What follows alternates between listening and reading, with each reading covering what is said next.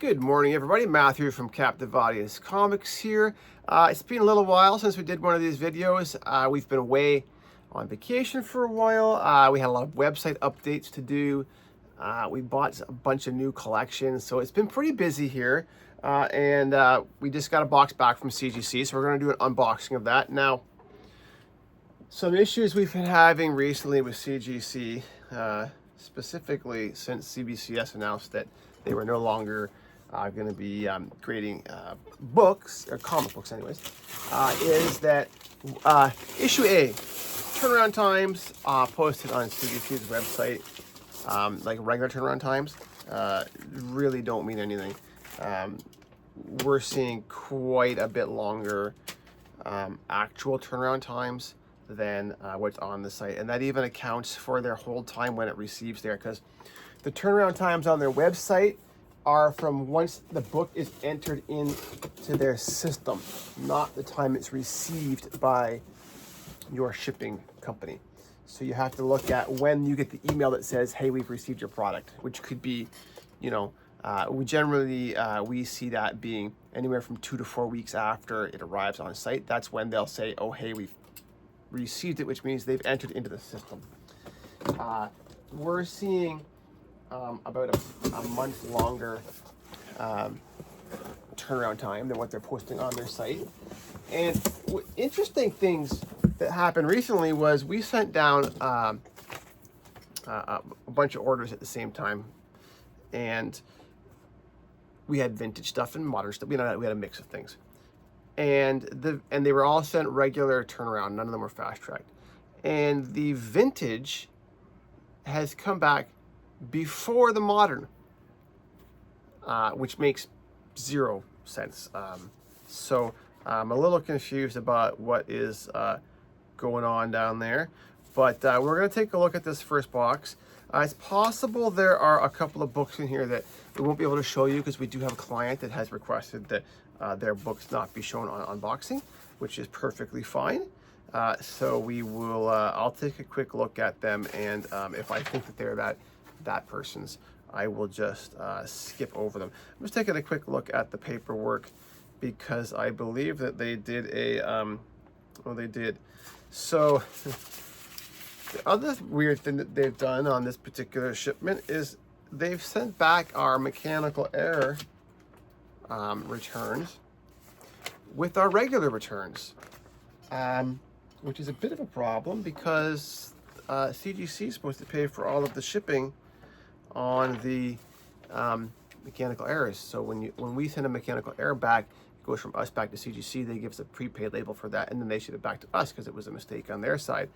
By putting the mechanical errors in the box with our regular books, what they've done is, of course, now I'm getting charged for the shipping for the mechanical error because the box weighs more, has a higher value. I will be charged more for that. So now I got to deal with CGC about that, because I'm going to have to get a partial credit because I ship on my own corporate account.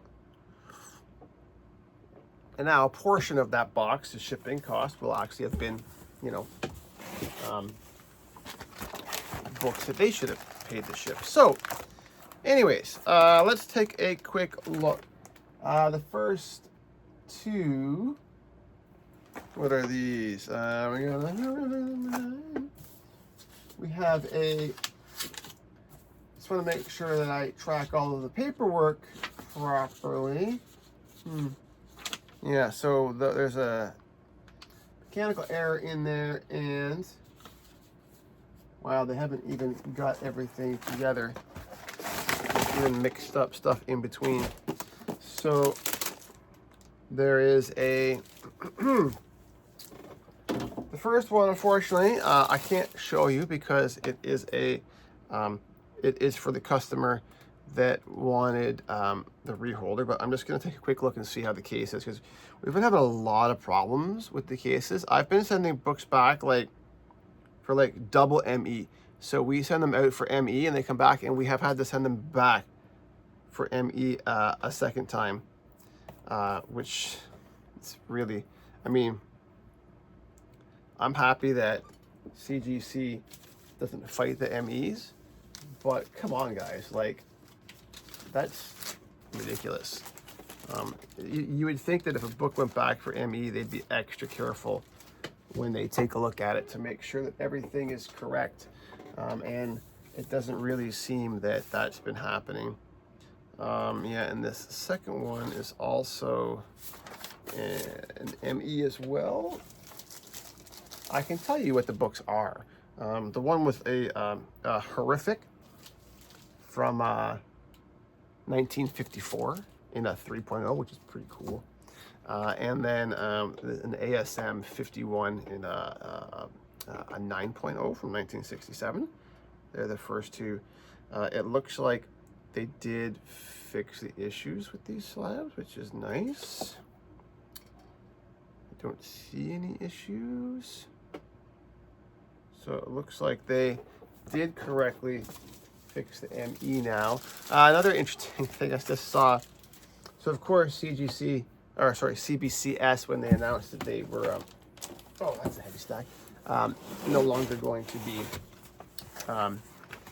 grading. Of course, CGC immediately, it's a good business decision. Like, you know, they immediately started offering a sale on their crossover service. Now, they already offered crossover service. That's where you can take a slab from one company, have it regraded and relabeled with the CGC label, and they give you a discounted price on it. Because obviously it's in their best interest to make sure that everything is as much of the market has their name on it as possible, right? Okay, next we have a couple of magazines. So we have a Sword of Conan #1 from 1974. So this is the big sucker. In a 6.5. Now again, they've had these things for so long that I have to try to juggle my memory to see if I can figure out what's wrong. Now obviously this one has a several larger color break increases down the side. There's it's pretty bright, but you can you can see it there. There's one there, and there's some more color break increases along there. Actually, it looks like there's a 6.5. I mean, I probably thought, oh, and there's also a stain up under here. So I would say, I don't know if you can see that stain. It comes just under the, yeah, you can see it comes just up onto the C. So I would say that probably with just the color breaks, I would have probably had it with those long folds, maybe at a 7, 7.5. With the stain, 6.5 probably seems appropriate. So that's good. And the case looks like it's fine. I didn't see any issues with the case, which is good. Okay. So we're gonna have to keep these separate. Obviously, if you're the owner of these slabs, we'll be reaching out to you and letting you know that some stuff has come back. Now, this is a pretty cool one. Now, we knew this one was going to grade a little bit lower, but it's very cool. It's not comic related. So this is from the this is a magazine called The Ring. It was a boxing magazine from 1963. Okay, now this is the Fighter of the Month cover, Sugar Ramos, which, for those of you that know who that is Muhammad Ali before he was called Muhammad Ali, which is pretty cool. Now, this book is a 4. Now, you might look at this book and be like, hey, man, that book looks like it's better than a 4. And look at the back. That is a nice, clean book. It has some foxing, it has some tanning, but the biggest issue is it has a the reason it got the 4 is, and we knew it was going to be a little bit lower, but see if you can see the edge here, right up in here. You see that dark mark? Hard to tell, but it's actually a spine split. It's got a spine split right there. So that's really what got the 4. Now, there's so few of these in existence that you know, pretty much at any grade, this book was worth grading. Stuff like this is less pop culture and more history, and I almost feel like some of these older magazines have longer staying power than comics. I may get comics with a key issue, but there's like pretty historical significance to some of these older magazines, especially these older fight magazines. So they're only going to increase in value over time. So sometimes, being focused in on comics as the only be all and end all doesn't help out, keeping relevant media restored long term. But I get that everyone's got their own thing. Okay, I'm going to take a quick look here. What do we have in here? What do we have in here? Okay, I don't think I have to keep any of these ones on the DL. So let's take a look here. So, Amazing Spider-Man 69 in a 9.4. Very nice cover. Slab looks okay. It does look like this is a typical problem with books from Florida coming back to dramatically different climates. There is some, now it is a 9.4, so it's okay, but there is some general puffiness / waviness on the inside, which is just, in my experience, okay, I'm not a paper scientist. There are people out there that are paper scientists. I'm sure there's a fancy name for that profession, but the paper itself has a certain level of humidity in it, which is going to be, generally speaking, environmentally balanced with wherever that book was stored and came from. And then it moves and it transports to locations with particular varying degrees of humidity. And I'm sure that CGC's grading facility obviously is humidity controlled, would have to be, but still doesn't mean that the humidity of their humidity control is the same humidity as the humidity where that book is being stored and or kept for a long period of time. So even if that book is sealed, there's other air in that chamber. The humidity is going to equalize within the airspace, all that kind of stuff, right? And that paper is going to potentially expand, contract, move, right? I think that's something that's almost going to be impossible to fully control without doing all of the work, in a very strict lab environment. X-Files / Teenage Mutant Ninja Turtles Conspiracy #1, which is just a cool, kind of a cool book, especially if you're a fan of the X-Files, in a 9.8. And again, slab looks good. We have a Harley Quinn #1. This is the Amano. It's the Yoshitaka Amano cover, virgin cover, which is very cool. In a 9.8. It's kind of cool to see the different art styles. Like when Momoko first came out, it was so refreshing to see a different art style in comics. Now I do feel like that with a little too much of the golden goose, that Momoko got so popular that then Momoko was like literally everywhere. But it is cool to see someone new. Rocketeer Adventure Magazine #3.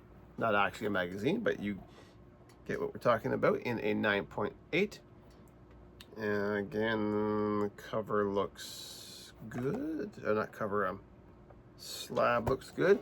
Oh, the other issue they were having a problem with for a while, maybe they fixed it, is abrasions between the inner well and the inside of the acrylic case. Almost like, it was sliding around inside and was causing abrasions, but sometimes they were longer abrasions, which would have had to have been during the manufacturing process. Somehow, just on the inside of the acrylic case, and they were just like, "Oh no, it doesn't affect the grade of the book. It's it's whatever," and they were just pushing those things through like they didn't care. And when I talked to them, Green Lantern Volume 3 from 1994, number 49, Emerald Twilight Part 2, Sinestro Appearance. Sort of becoming a classic cover. When I spoke with them, they basically were like, oh, minor abrasions between the inner well and at the outside of the inner well and the inside of the acrylic case are not considered flaws because they do not affect the grade of the book or the structural integrity of the holder. Okay, and like I get that, but you charge a lot for grading it. Like that sucks. Killing Joke, number 1, 9.8, first print, always a classic. I mean, that sucks. Someone spends a lot of money, especially with the that CGC is not allowing us to combine, return, ship smaller shipments. Like if you had, I don't know, 5 modern, 5 vintage, we used to be able to do special paperwork and have them send that back, 1 box with 10 common. They won't do it anymore. They've said, nope, they got to be shipped back separately. We will not combine, return, ship them again.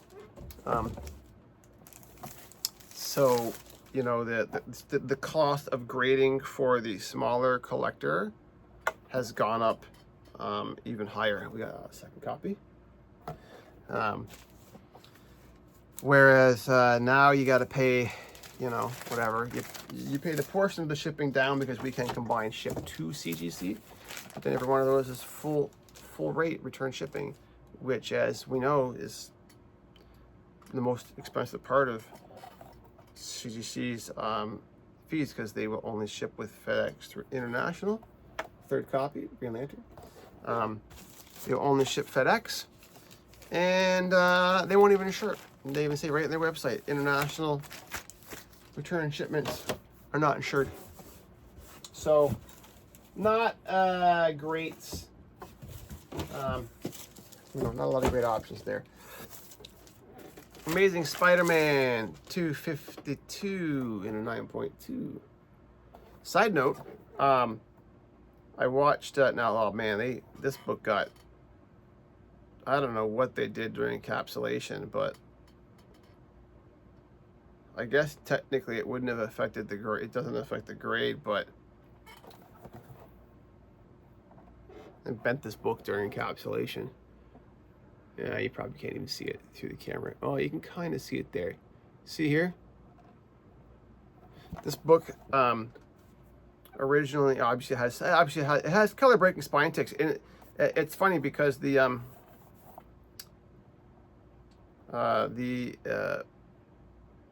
color breaking spine ticks and everything are correctly graded for the 9.2. So I don't know, they just sort of bent this thing, putting it back in. Like, it doesn't really affect the grade, but there's a very slight mark on the slab. I'm going to, if it was me, I probably wouldn't care. It's very slight, but I will contact the client. I'll send them a photo and ask them if they'd like to have that fixed.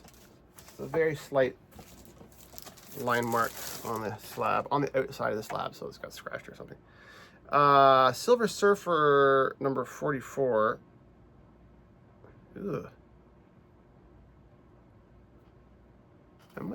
Oh, that one's weird. I'm gonna have to look this one up.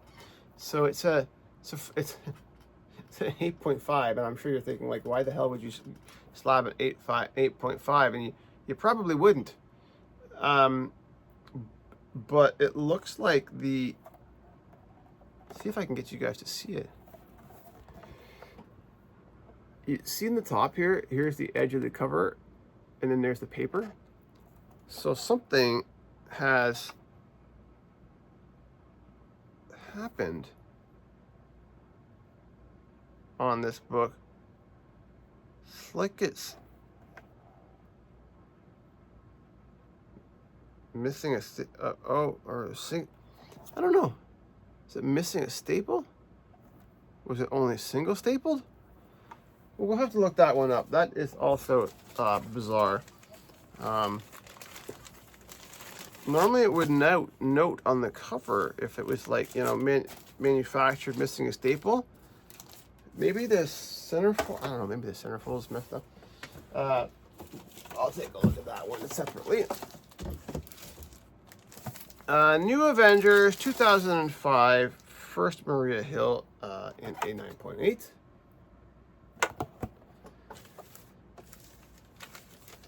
Let me see here. A few more to go. That one, the slab was fine on that one. New Avengers number 7, first appearance of the Illuminati in a 9.6.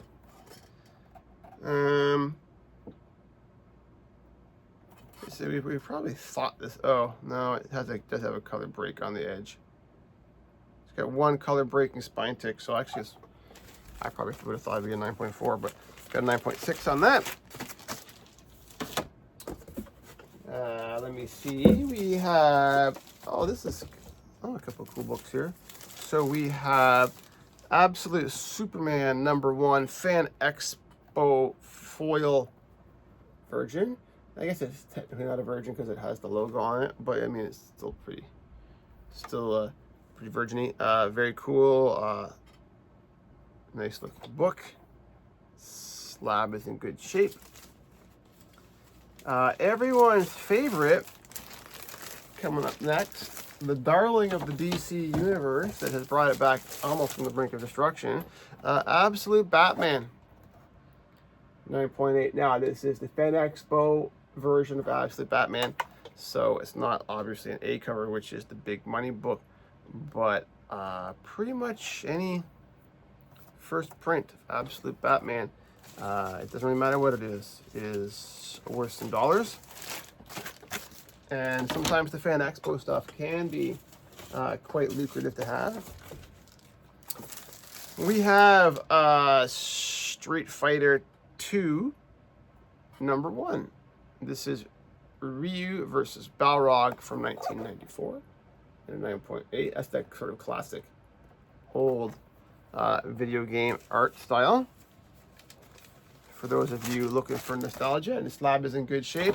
And then we have an infamous Iron Man #1.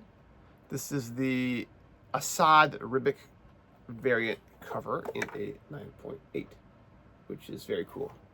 Obviously, we've got Doomsday, or what they're calling Doomsday. It's the Marvel Universe MCU Doctor Doom arc coming out in December, which looks very cool. I'm really looking forward to seeing that. I did see Brand New Day. I won't give any spoilers. I will say Brand New Day was amazing. Saw it with my oldest daughter. I think it was as good as the original Tobey Maguire Spider-Man #1,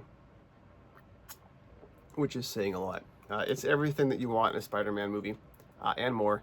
I had high expectations of that movie, and it was even better than I thought it was going to be. So that's what we have for today. There's another box apparently on the way back that we'll talk about that box later. If any of this stuff was yours, you'll get a notice that it's back. We will take a look at a couple of minor notes and see if we have to deal with that. And if you're the customer with the book with a small mark, we're going to send a picture of that to you as well, so you can give us some direction whether or not you'd like us to ME that for you, however long that's going to take. All right, have a great day, everybody. And if you're up in Canada, enjoy the holiday. Ciao.